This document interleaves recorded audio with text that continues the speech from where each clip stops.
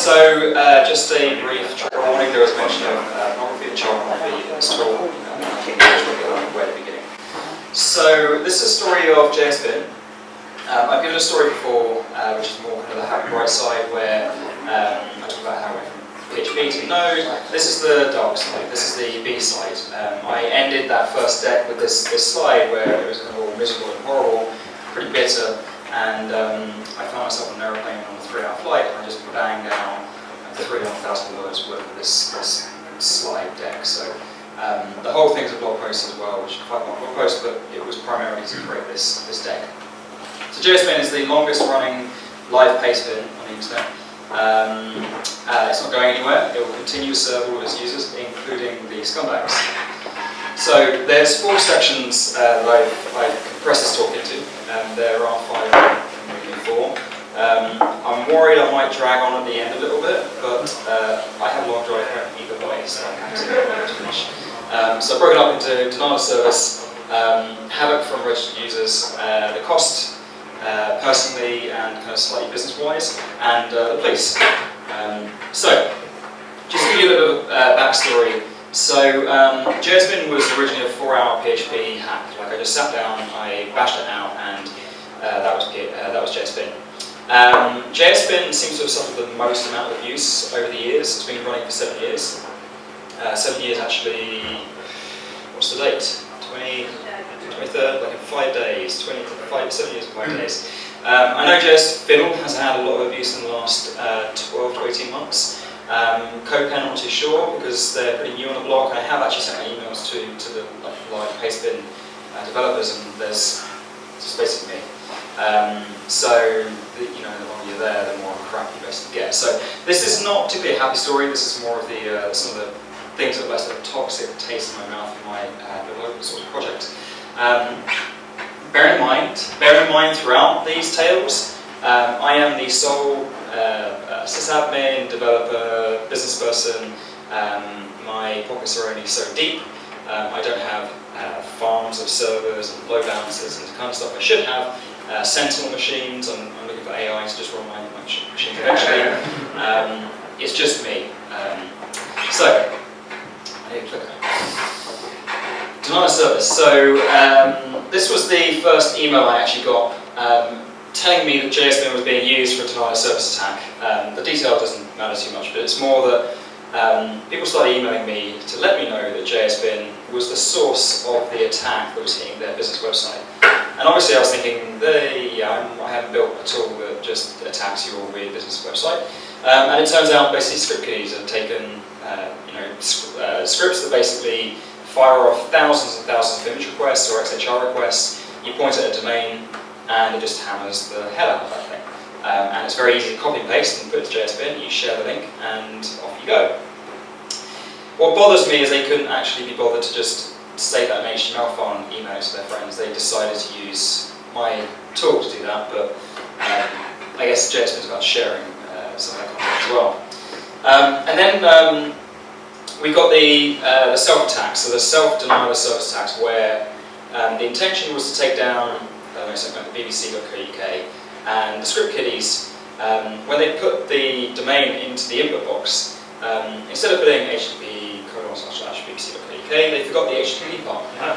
And when it triggers the attack, it goes jsbin.com/abc/bbc.co.uk, and that entire request, all the hammering goes through JSBin subsystem to say, is this a bin? Look in the database, does it exist? No, it doesn't. Send them a 404 page, send me the images to go with it. Oh, we have another one, let's just repeat that whole process. JSBin moved from PHP to Node in about, I think it was 2013, 2013. There's no way it would survive the amount of traffic that it puts through if it was on PHP with my sysadmin skills, basically. So this is hopefully not too common, but this is Dave's sad face when JSBin was down. Now, luckily, we're in the UK. Most of the script kiddies are in the US, so they will strike while I'm sleeping. I'm greeted in the morning with all the JSBin mentions that JSBin is down. There's a problem with the SAS. There's a 504 checking status, but apparently it's down. It's down. Basically, if I check Twitter for JSBin, most of what people are telling me is that my site is down. So they mostly attack when I'm sleeping, which is inconvenient for me. I have a run book to say what to do if someone, or if the machine is taking a lot of load. So it's taking a lot of requests from a particular IP address. And I can pull that IP address, and what I was doing originally was just blocking that one at a time using IP tables. And then one night I had like a massive attack that I just couldn't kind of get back under control. The source of the attacks were multiple IP addresses, and they were just going absolutely bananas, like tons and tons of requests from loads of different IP addresses. So I wrote a little cron job to run every minute that said, look at the last 100 lines in the logs and find the most popular IP address and just ban it automatically. And that seemed to get a handle back on things after about an hour or so. So I went to bed and I woke up having blocked a shit ton of visitors to JSBin, and then I had to go through and take them all out again. And it survived the night, but it definitely didn't. It's not a scalable solution. I think I knocked out schools and universities trying to get into JSBin. So yeah, that wasn't a great way of doing things. And then, like I said, I was also breezing by this. So I did discover a sysadmin tool called Fail to Ban, which I can hook up to my Nginx logs, and it basically feeds Fail to Ban, which says if an IP address is trying to access within, if it tries to make a request 100 times within 1 second, then just put it in the jail for 2 minutes or 3 minutes, whatever, some arbitrary time. It does work, it works pretty well. It basically got rid of the main bulk of those denial of service attacks. JSBin rides quite happily through them. The downside is when you have a school classroom trying to access JSBin, all coming from the same IP address, when you're typing as JSBin, it's sending XHR requests to save as you go along all the time. So that just sees it as an attack, and that school gets banned. Now, most of them are pretty good. They're like, something's up with JSBin, I can't stop. They just have a blank page, because they just get completely blocked at the IP level, and I just whitelist them. Or you can do what a few of them have done, and just start hurling abuse at me over Twitter. And that doesn't normally get me to work very quickly to whitelist their IP address, but it certainly makes me aware that they think my service that they're using for free is crap. So, this is part 2. So, to give you some context, because I skipped a part, there was no registration originally on JSBin, and I really love the idea of it being completely anonymous and just throw away. Like, you could make a thing and just walk away. And then after a while, people kept coming back saying, "How do I find the bins that I made?" And I'm like, "You didn't." They're in there, but I don't know what they are. So eventually I got requests saying, "Can you please let me sign in so I can get these back again?" So I built a sign-in system with version 3. You can sign in through GitHub, or you can sign in using your email address and password. And the anonymous users previously were just creating a lot of spam, or in the bit that skipped, we were finding a lot of spam. So what I did is I basically closed down the anonymous full output. So JSBin allows you to see a full output without any of the editor, like the whole of the HTML. But if you're not registered, that only lasts 90 minutes from the point where you last saved. So the point is, in the workshop, you can see like the live reload on your phone. It works absolutely fine. But if you come back a day later, it just pops you back inside JSBin, and it stops things like reloads from happening, or pop-ups, or any kind of abuse. So we basically require you to be registered. The only problem is with my registration system is there was no email authentication, no captures, no nothing. There was no validation that these were real users. I just said you had to sign up. So all you have to do is, you don't even have to give me an email address, it can just be like something that's longer than 1 character. Yeah, 1 character. And I think passwords have to be one character or more. So yeah, I'm pretty sure there is a user in the database and B user. This, unbeknownst to me, led to a massive rise of registered users. So this is kind of a pro tip for growth hacking. If you want lots of users, don't have any validation on your front door.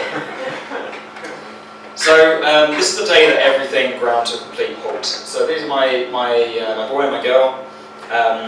This year, March 20th, 2015, My daughter was born last year in April, and she's just coming up to a year. My wife had literally not left my daughter alone for longer than an hour or two, and I had the full day of solo parenting. So it's the first day that she goes out. So of course, JSBin is fucked. This is the day that I started getting messages saying something's up with JSBin, but it kind of works. So it wasn't like, oh, it's down, it's something doesn't work. I give them breakfast, and I started looking at some of the tweets, and a quick look at JSBin, kind of parallel parenting and poking around the internet. I realised what happened is JSBin had run out of disk space.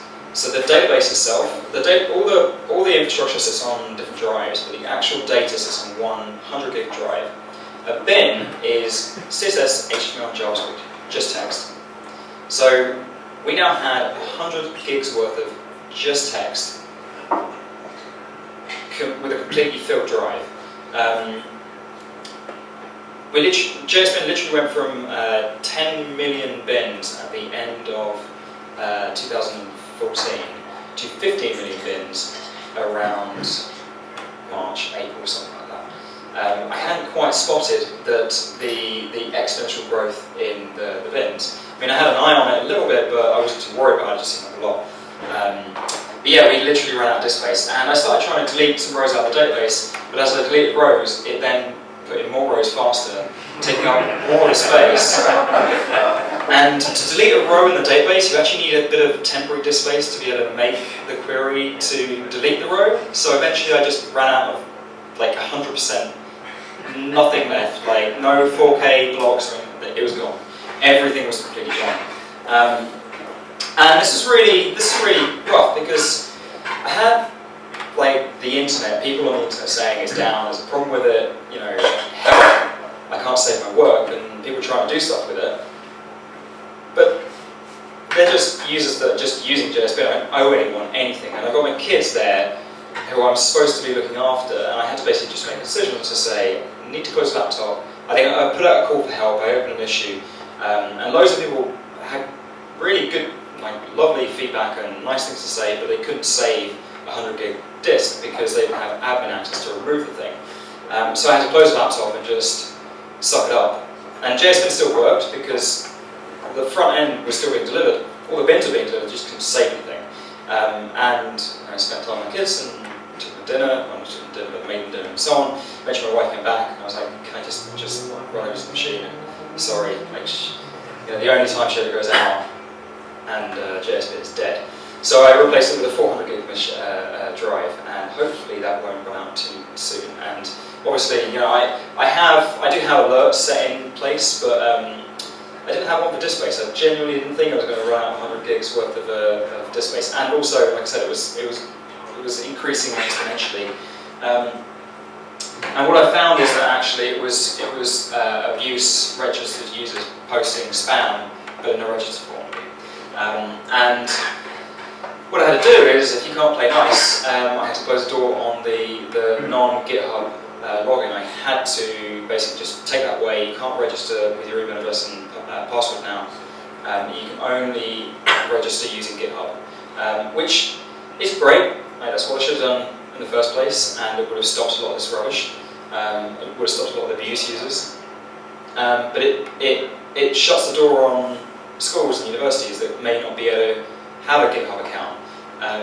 It means they're just faced with that problem. And you can file an issue asking to be whitelisted to go through that normal front door, but it's a slow process and there's maybe 20 people in it. The rest have to come through GitHub. So, that was definitely a lesson learned. Use either check your email address that they're coming from, or just use a third party that has all the auth. And I catch real spam users through GitHub, and they still come through, but it's a lot less because it's a lot harder for them to sign up. And I just report it back to GitHub and say, this user is an abuse user. We're on 15 minutes exactly. I've timed this perfectly. What do you want to do? Do you want to just rattle through? I've never done a short talk ever. I avoid it because it's scary. Do you want to carry on? It's up to you. Yeah, just carry on. I haven't done it, so I get to choose. Okay. Yeah, I suppose you haven't got like two people. There's no person waiting to throw me out there. Yeah, it's fine. So, okay, the cost. So in 2014, or actually at the end of 2013, I decided that I would try and give JSBin a shot at full-time, like try and make it self-sustainable. And this was based on actually going out to conferences, meeting people, and those people saying, how do I give you money? And being kind of, open source developer, I'm like, no, money is not for me, and idiot. So I got really inspired by that. I was encouraged, and I decided, you know what, I should have a go, try and make this self-sustaining, work on it full-time. I enjoy working on JSBin. It was a fun project. Up to 2014, it was just me, and after a year, Danny Hope does all the UX on JSBin. So the plain, very, very kind of slick look of it is all Danny's design, whereas I'm actually doing all the bulk of the work, the actual coding. And 2014, I basically took my business bank reserves and hired 2 developers, Giulio Fonzi and Fabio Carroll, who were superb developers, really, really good, helped us get like loads of new features done and releases. So Pro would sustain itself. Now it did land. This is like when you go to JSBin cold, you get like a little intro panel, and you can dismiss that and it kind of slides away and you never see it again, which isn't very good for upsell. I realised. But the end of May 2010, 2014, 2015. This year. Yeah, end of this year. May 2015. This year, we completed a year of being live with Pro. So we've completed a full year worth of taking money. And I don't own a yacht, I don't have like big piles of money that I do kind of, Scrooge McDuck swan dives into. The income just about covered the cost of the server costs for that year, and a little bit more, but not enough to cover the development at all, and certainly not enough to cover the fact that I hired 2 people, or even repay some of the investment I put in over 7 years, or in any Danny's time. So at least before Pro it was 100% loss, and with Pro it's just costs money to do anything with it. But it also costs a lot of money to actually create the thing. And it costs money to actually take money, which I did not realise. So if anyone followed me on Twitter or my blog around the end of last year, they might have heard me ranting about Vatmos. I have a bee in my bonnet about Vatmos. It is, so this is the European Union website, and the screenshot I like because it says bringing down barriers to unlocking online opportunities. So the idea that there's free exchange of business between EU countries. Sack of shit, total bullshit. Vatmos has single-handedly killed businesses starting up. Anyone wanting to sell an ebook online, anyone who's writing a book and want to sell it as a book, you'll have to do the whole Vatmos song and dance. It is total bullshit. It's designed to hit the big companies like Amazon and end up killing loads of tiny companies, just destroying them. So what Vatmos is. Before Vatmos, if I sold you a JSBin subscription because I'm a registered company in the UK, I would charge you £6 before, so it was £6. I'd charge you £6 plus 20% VAT, because that's how much VAT is in the UK. And that's 20. So anyone in the EU, I would charge them 20%. Anyone outside the EU is 0 VAT rate. Pretty simple. So are you in the EU? Good, 20%. If you're not, no, 20%.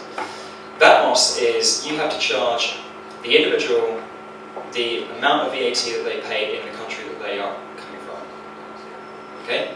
So if you're in Denmark and you visit JSBin.com and you want a Pro account, you need to pay £6 plus 25% VAT because your VAT rate is 25%. And Germany is 23%, 21%, and England's 20%, and France is something else, and so on and so forth. And then I have to prove that you're in that country, because the internet's pretty good at not saying whether, like when you're in a shop, I don't know, the person's in your shop. But so the Vatmos says you need 2 items of proof. One, like maybe their IP address could say they're in that country, and you can ask them. The problem is if those two don't match up, then you need a third piece to validate. And then if that doesn't match up, you're just like, no, I don't know what VAT amount to charge you, so you either guess, or you get it wrong and you get fined, or you charge them too much and you get fined, or you don't charge them and you get fined. It's basically just a mess. And it wasn't fun to implement at all. So the development time, it took me about 2 weeks to actually code together the solution for Vatmos to handle. There's a feed of exchange rates. Take that in, handle the invoices coming in from Stripe, and do callbacks to put the right VAT in place, and like fix up all the people's subscriptions and so on. So it's 2 weeks of my time and Fabian's time, plus about 2 weeks worth of research and understanding what Vatmos is, and registering for the Vatmos, or the one-stops, whatever it's called. And Julie's my business partner, my wife. It was quite a bit of her time. So, estimated total cost was £3,500 of my money to file a VAT return for £11.70. That's how much I gave back to the one-stop shop. I could literally, so even better, this was for 7 people. That's how many people fell into that category. I could have literally flown to their house, picked up the amount of money I needed, and flown back for the amount of money we spent to be able to collect that £11. So, yeah, it's horrible. And there are services that can handle this stuff for you, but I was looking at the, like what would be left with the little profit margin which JSBin has, and it would make more sense to implement it. At least the upside is I now know how to repeat this horrible hell for future projects. Another really great thing about JSBin is that it also turns out it is a testbed for fraud. So this is the Stripe kind of fraud dispute thing. Basically, the original cost of a pro account was £6 a month. I've since upped that, by the way, that's what I keep saying since. So £6 a month, so cheap that you can take a stolen credit card and test if it works. And if it does work, it means that that card is active. Such a small amount, most people don't notice it, and they go on and spend more stuff. Which is great for someone who's stolen a credit card. It's okay for me because I get £6. But then someone realises they have a JSBin account and it's repeating on their account, and they bought a TV and a car and a yacht. So they take it back to the bank and say, look, I didn't spend this money. So the bank raises a dispute with Stripe, and Stripe raises a dispute with me. I'm like, oh yeah, look at this account. He's called Spam Master, and he's got one bit. So yeah, that's obviously dodgy. I'll refund you the money, no problem. But they're like, oh no, but there is actually a fee for you losing the dispute. So there's a fee of the £15.34. So it cost me £21.54 to have a nice low price to help people test their stolen credit cards. So it's costing me money, which is not awesome. It's just rubbish. But in a way, I mean, Stripe does an excellent job of actually having a ton of stolen cards, basically. So I only get a few come through every now and then. My strategy now is when I get a pro registration, because I don't get one, I'm not drowning in pro registrations basically, I get like every other day something. I go immediately to the account and check what kind of content they have, and if there's nothing there, I mark it as something I need to go back and check later. And if there's stuff there, usually it's all good. And I found one person that had like stolen DVDs, selling DVDs, some kind of like link payment thing, and their card was from Russia and they were from the States. Like, you are fraudulent. I'm reporting your shit, I'm refunding everything and deleting your account, and I got that bastard. So yeah, he did not, that individual did not win. So yeah, the original plan for Pro, I mean the Pro, I hired 2 people. Julia was a 6-month contract, and when we got to the end of 6 months, it was like, Julia was really good at it as well. She knew that it was tied to the success of JSBin, and JSBin was not this huge success that could keep paying the bills. So we agreed that at the end of the contract it would be renewed. And kind of a similar, not quite similar thing, but failing left after a year as well. So it cost me the development time. And originally when I went into the idea of Pro, I basically looked at all the registered users, the numbers that we had, and I figured maybe 20% were going to be spam users, I think, based on the talk a bit earlier. It might be quite a bit higher. But I was aiming for 1% conversion rate on the number of people we had on the database. So 1% was what I was aiming for. And that's all I did. That was my entire business plan. I looked at some numbers, went 1%, that will earn us enough to pay a developer. There was no business plan, there was no marketing plan, there was no real deadline. We spent the first month and a half taking the wrong direction, like doing a whole bunch of team stuff that just unraveled in front of us because it was so complicated. And there were no aims. There was just this, and when we got to the end of, or near the end of the development, it's this kind of common story of we're almost done, and I was just kind of nitpicking the last half percent, and I wasn't quite ready to launch, and I just needed to be perfect, and kept chasing the end of the rainbow. And my analogy is like the space rocket is ready to launch, but it fucking sits there like a space rocket. And it did eventually launch after months, and what felt like months and months of just like picking at the last pieces. And when it launched, in the first week it got 42 upgrades, which is okay, it's not amazing. First day was 26 pro users, so it felt quite exciting. But that's the big peak that comes at the beginning of anything, it just tailed off. So, like I said, hardly rolling in cash.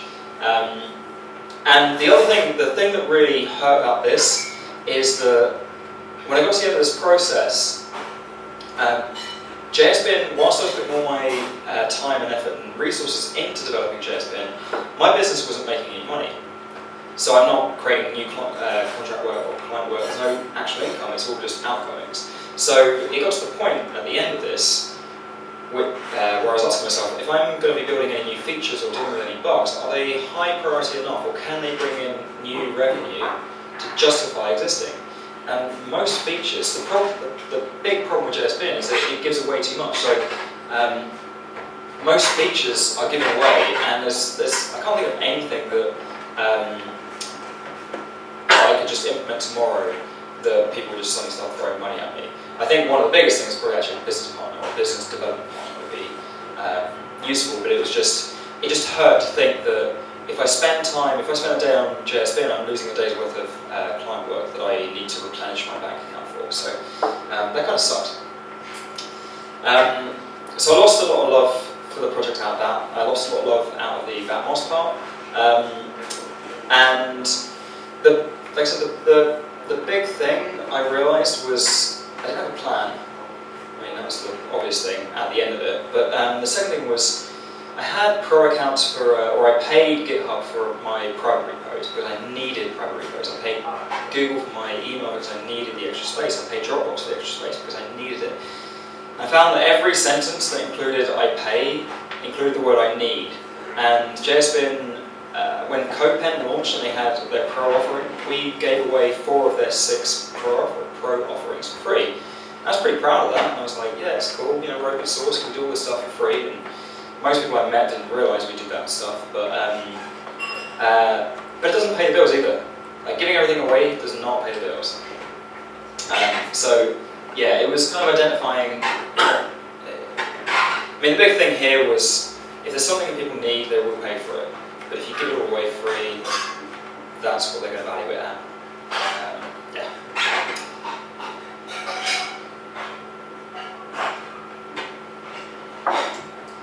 So, last section. I'm into my 30 minutes. Yeah. Yeah. Okay. So, like I said, JSBin Pro sucks some of the life out of me. But this whole section is where kind of my emotions were really kicked in a little bit. Didn't quite get me to the point where I wanted to stop what I was doing, but it's definitely a tough time. So, over the years, I've had a decent collection of kind of cease and desist emails saying someone stole us some content, please take it down, it was a copy of some hotel or whatever, something like that. So around 2010, I actually got a phone call. I was doing a lot of client work where they kept on phoning in the evenings, so I didn't take this call. And I think I was on the throne at the time, and my wife knocked on the door and she's like, Remy, it's the police at 7 PM. I did not know why the police were phoning me at all. So I took the call, and the police officer explained to me that there were posts on Facebook where some people were planning to attack a website in the UK using JSPN as like the coordinating point, like the vector they were all coming in on, and they were sharing those links to then plan an attack in a couple of days. To the police officer's credit, he had actually looked at JSPN. He wasn't phoning to say shut down your website. He was phoning to say, could you please possibly delete the bins on JSPN, please, possibly, if you have time, because it's English. And I was like, yeah, I can do that. I can delete it. So I took the links out straight away. JSPN has a system for blacklisting as well, so I could find like a common aspect to those bins to find any fragment and just put that to blacklist, and it means that if they try and save it later on, it just quietly doesn't save it, just throws it away. And they're unable to actually save that content. I don't know what happened, he never followed up, but the bins didn't work. So that was my first encounter. This is the worst email I ever got. So it's from the Spanish police. It was a sort of cease and desist. It's black. And it contained 2 links asking for the immediate takedown of the content. And JSPN had some issues with porn in the past, which I just got rid of basically. But because they didn't say what was behind the links, I went ahead and clicked on them. And my browser came up, started loading, and it got to a point early enough that I realised what I was about to see was child pornography on the end of the JSPN link. I didn't see enough to completely scar my memory. I closed the window very quickly. Took the links, just basically pulled down over curl to grab the URLs. Found a common aspect to it, just blacklisted that, and also dug out anything in the database, just deleted that immediately. So much so that actually I went looking for the email from the Spanish police. I don't have any record of it, I just deleted it, I just did not want to remember it at all. What sickens me, obviously what sickens me is the actual content. What upsets me was the fact they were using JSPN that was supposed to be something for learning and teaching and sharing for something so terrible. And yeah, it was the absolute worst. So, on a lighter note, terrorism. JSPN can be used for terrorism as well. So yeah, this was like about a month or 2 ago. An issue was filed saying the following site is being used for terrorism, site in JSPN URL, is being used for terrorism, and the authorities are asking if you kindly take it down.